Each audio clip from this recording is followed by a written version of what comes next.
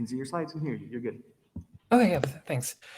Okay, so today I'm going to present WishNG, which is a multiple sequence alignment tool. This is joint work with my advisor. So our task is, as said, multiple sequence alignment, MSA.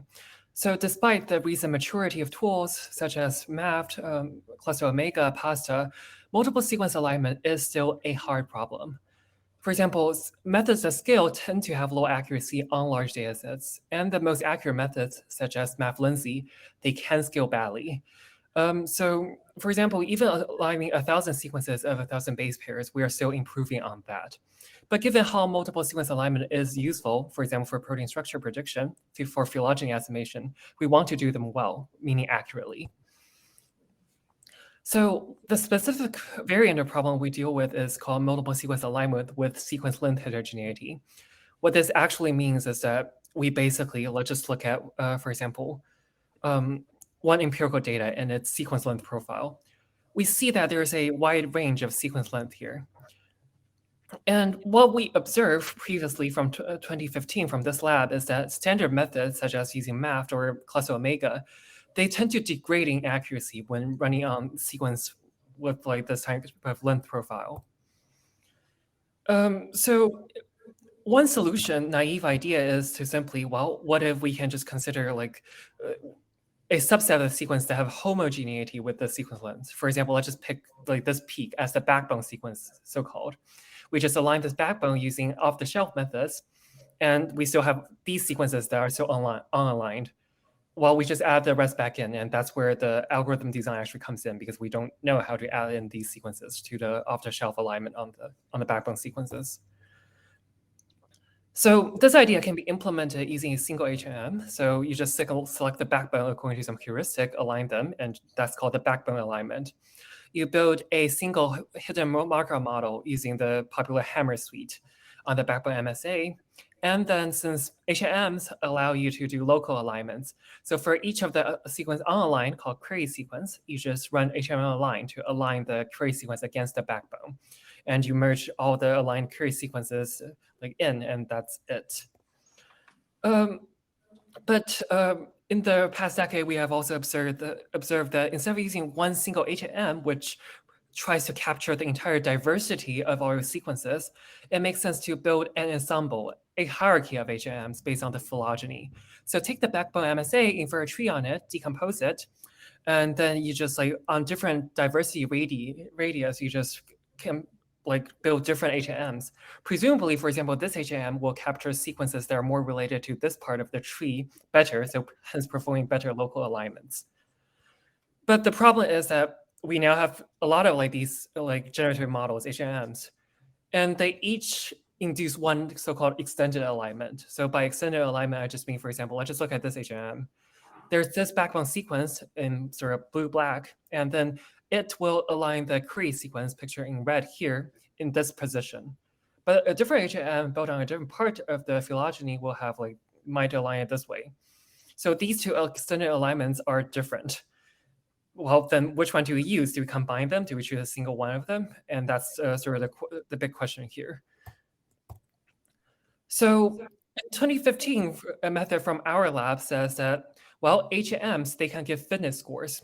So for each query sequence, you just like look at the HM with the best fitness score, take that backbone, take that extended alignment, and that tells us where to place our query sequence. That was it for 2015. And this method dominated this space for a long time.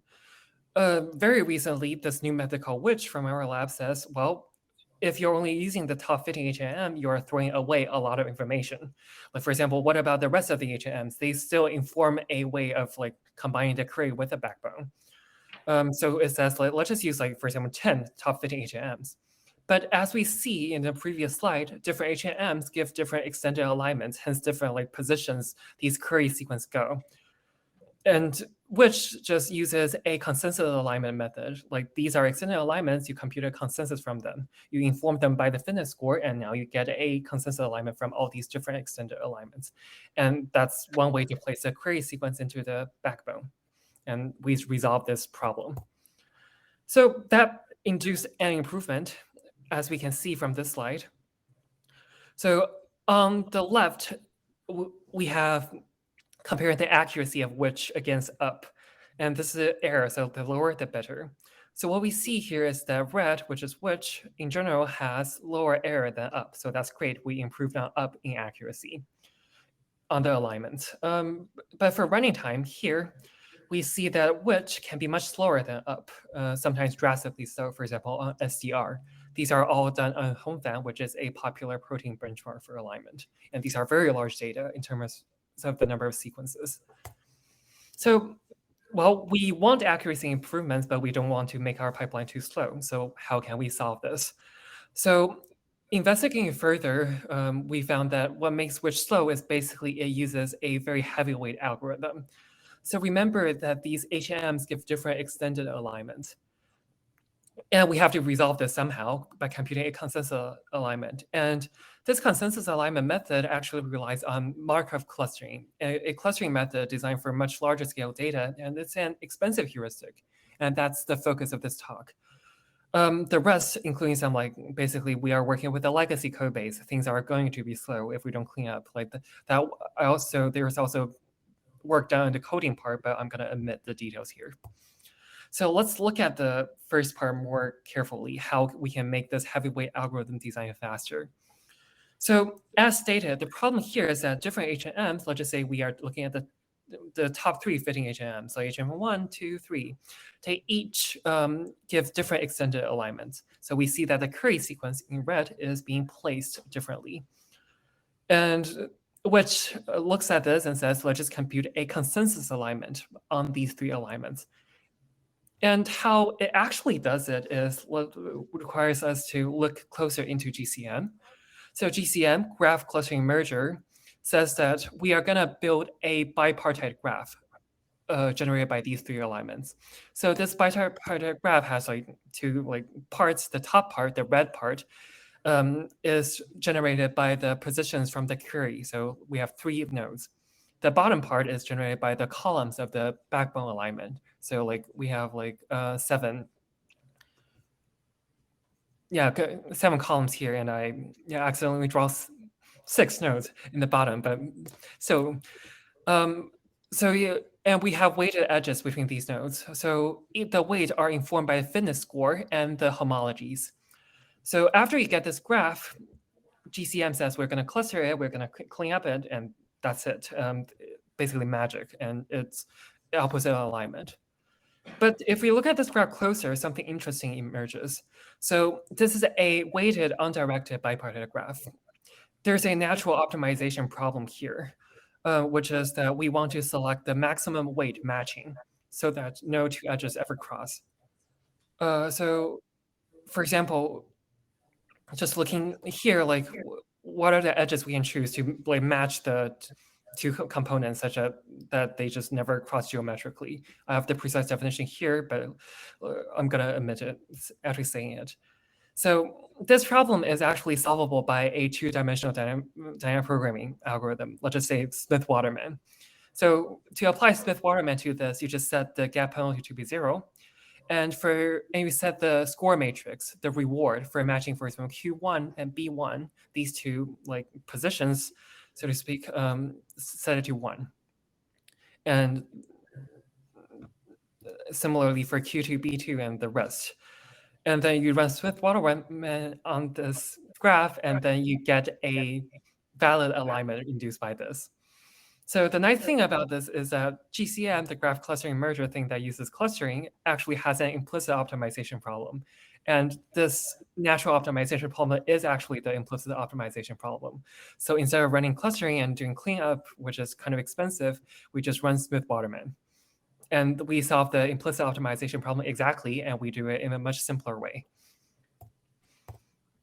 So after using that and also doing a bunch of coding cleanup, let's benchmark our new version of which. So this is again running time, and this is on HomeFam again. So what we see here is that we successfully sped up which using which-ng. So blue is consistently faster than which, sometimes very dramatically. For example, as seen on SDR. And sometimes it can even be comparable to up. Remember that which is like strictly doing more work than up because it's looking at the top, like k equals 10 like HMs. So being close to up in runtime is quite an achievement.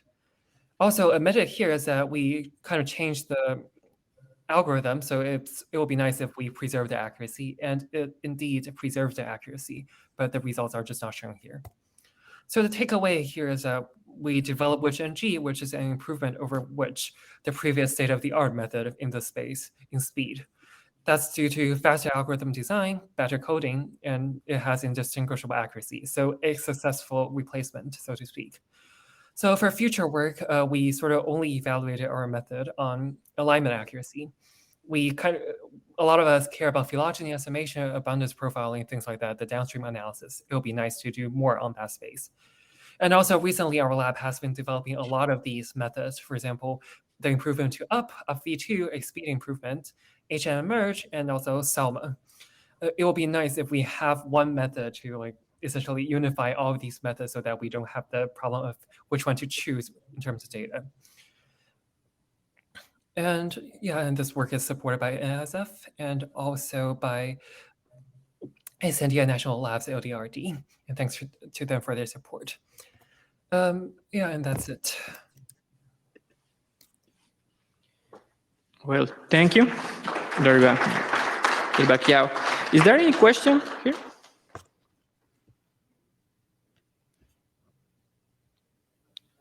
Questions? Okay, I have one. Is the range of the sequence length, it's a limiting factor for which NG? Yeah, I would say that, so if I understand you correctly, you mean that, so the sequence length, what we know is that if it's all roughly in the shorter range, it will not be a limiting factor. We can align short sequence very well. That's because HMs, because of their quadratic running time in terms of sequence length, it tends to scale well when you have shorter sequence length. But if you have really long sequence length, for example, if you have like COVID-19 genome, things like that, unfortunately, HMs, they scale quadratically. So this method will scale really badly in that respect. So I would say it is a limiting factor if you have long sequences. I hope that answers the question.